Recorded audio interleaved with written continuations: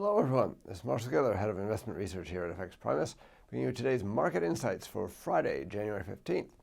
Now, having made fun of the market's forecast for FX rates in 2015, today I'm going to tell you what the market's forecasting for 2016. You may wonder why I bother, since the market's forecast last year was no better than a coin toss. The reason is that while the median forecast may not have a lot going for it, the extremes do have a story to tell. One of those stories may well be right, in which case you should know what it is. You most certainly should know what the other story is too, so that you can check to make sure you haven't missed any important points. This graph shows the Bloomberg forecast for euro-dollar. Low and high refer to the dollar, not the euro. I use this term consistently.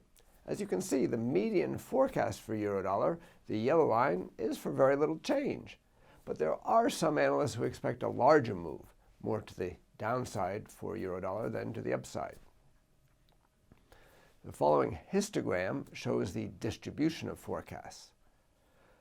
Most forecasts are pretty middle of the road. In fact, the most popular forecast was for almost no change. 7 of the 60 analysts forecast euro-dollar would end the year at 110, almost unchanged from the average December rate of 108.99. 6 other people forecast 106, which would be just a 2.7% decline in euro-dollar. That's also the median forecast. However, looking at euro-dollar since 2000, on average, it's moved 8.5% a year. So, analysts are looking for an unusually calm and steady year for euro-dollar. Does this seem likely, given all that's happening in the world? Doesn't seem likely to me, but it's not impossible. It could be that if monetary policy basically stays on hold in both the US and the Eurozone, which is more or less what the markets are forecasting, there might be little reason to buy or sell the pair. Now, the most bullish dollar forecast, 0.90 at euro year end, is by the Swedish bank Handelsbanken. Their view is based on the well-established idea that monetary policy between the Eurozone and the US will continue to diverge.